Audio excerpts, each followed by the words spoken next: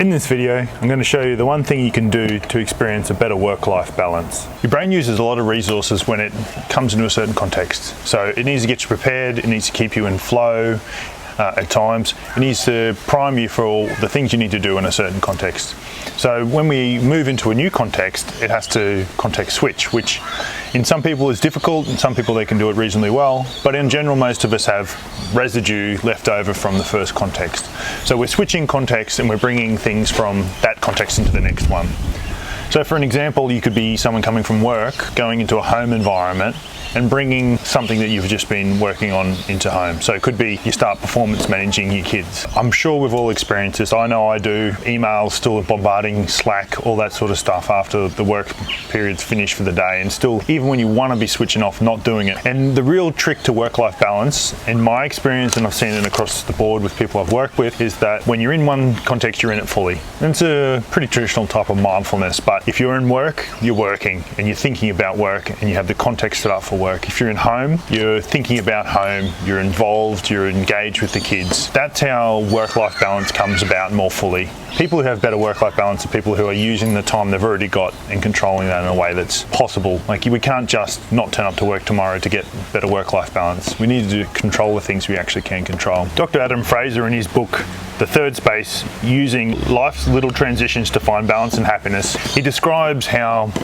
the first context is called the first space, the second context is called the second space, and the gap between those two is called the third space. That's going to be the focus of what we're going to use today, and that's the one thing, if you can take it away, that will make the biggest change in your work-life balance. His research, done by him, is a 41% improvement in mood. So I'm assuming it's happiness and scales like that. What Dr. Fraser found in his research was that people who are better able to reflect, rest and recharge in their third space turned up better in the next context. So the third space is about giving yourself some time to wash off the residue from the first context, prime yourself for the next context, and then turn up exactly how you want to.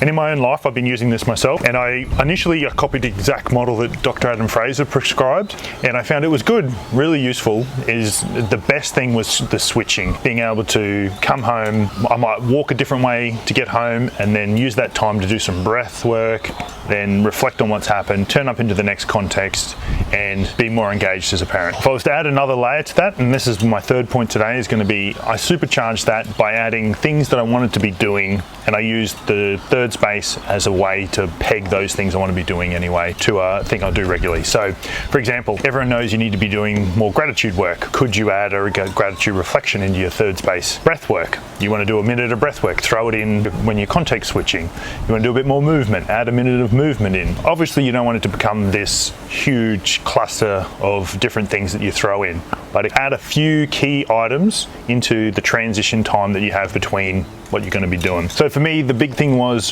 values and knowing what my values were when I wanted to be turning up into the next context. I use it like this. I go, what just happened? How did I act on my values? Is there something I'm grateful for that happened in the last context? In my rest, I use breath and movement. I like to do something called ass to grass split squat. I do a set of that on both legs, and then my next thing is, what's my next context? How do I want to turn up, and what are my values around this? So those three help me supercharge that process, and then throughout the day I'll have 5-6 minutes of breath work that I've done because of my context switches. I'll have different bits of movement I've done during the day. I'm more energized when I turn up. I'm more intentional, more directed. I found this the one thing, if you can add anything in, make this a habit. This one habit of the third space has completely shifted my work-life balance and made me a better parent, made me more productive.